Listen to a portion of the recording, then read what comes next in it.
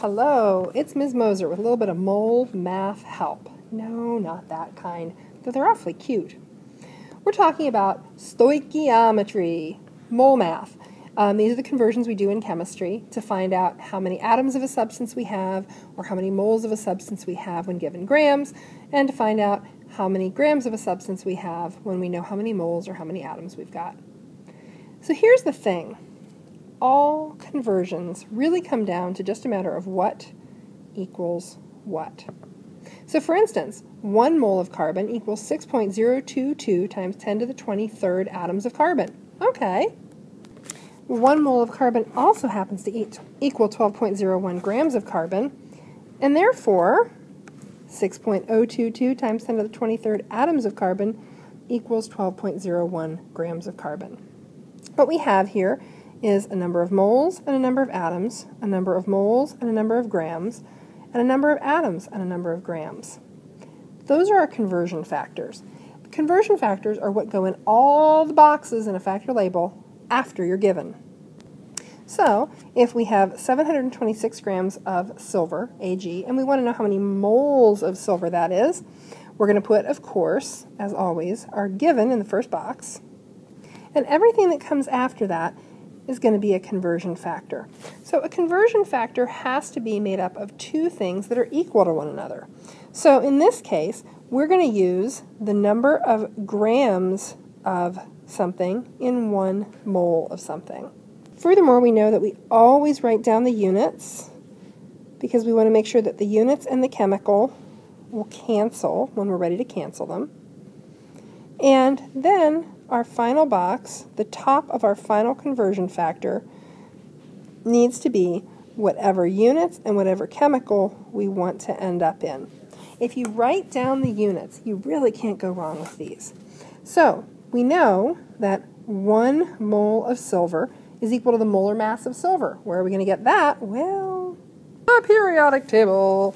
And the periodic table will tell us that 1 mole of silver is equal to 107.87 grams of silver. So now it's a simple matter of doing the multiplication across the top, multiplication across the bottom, and dividing.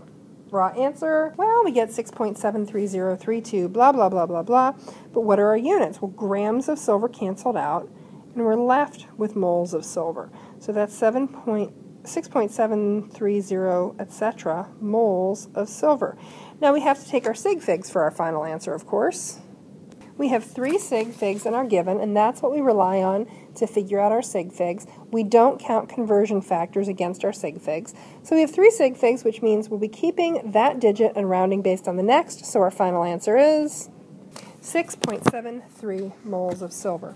The thing that I really can't stress enough is that if you write down your units and you cancel your units, and you make sure that unless it's a given, the only number that ever appears in front of the word moles is 1, and you really can't go wrong.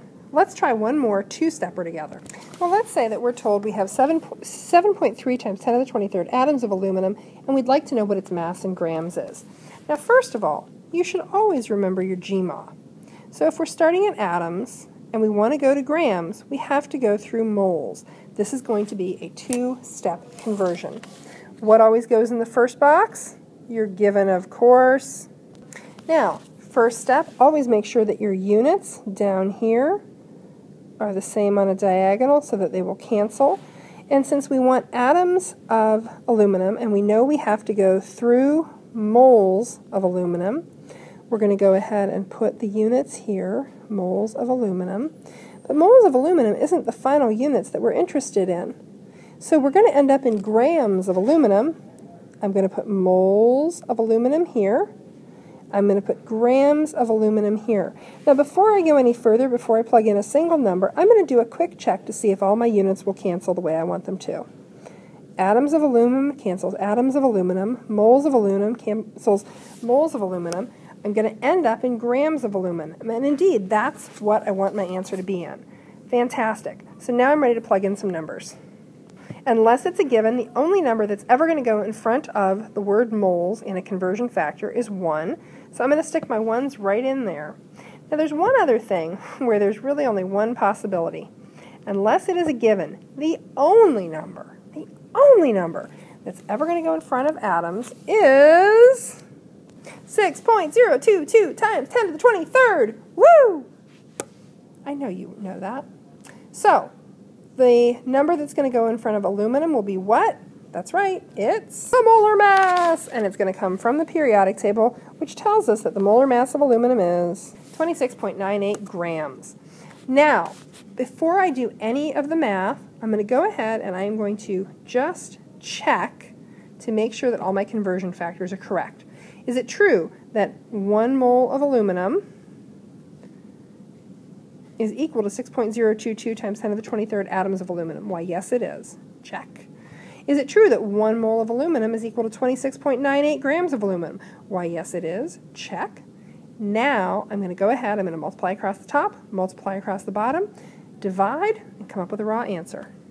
We don't always do this step, but I did want to go ahead and show it. We've taken 7.3 times 1 times 26.98, and we're dividing that by the quantity of 6.022 times 1, and the whole thing is times 10 to the 23rd minus 23. So we know that's going to go away. That's easy.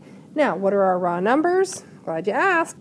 196.954 divided by 6.022 gives us a raw answer of 32.70574 blah blah blah. How many sig figs do we get to keep? Well, Chuck, tell them what they've won. We only get 2 because we only had 2 in our given. So our final answer for this is going to be 33 grams of aluminum. Okay, that's it. Remember, make sure that your conversion factors, everything that goes after your given, are the same thing top and bottom. Never put anything except a 1 in front of moles. Never put anything except 6.022 times 10 to the 23rd in front of atoms. Make sure that if you're going from grams to atoms, you go through moles, and if you're going from atoms to grams, you go through moles. Remember your GMA. Check your units. Make sure that when you are setting up a factor label, all your units and all your chemicals cancel. If you follow those steps, you can't go wrong. You'll find some additional practice linked on Classroom. Have a good day.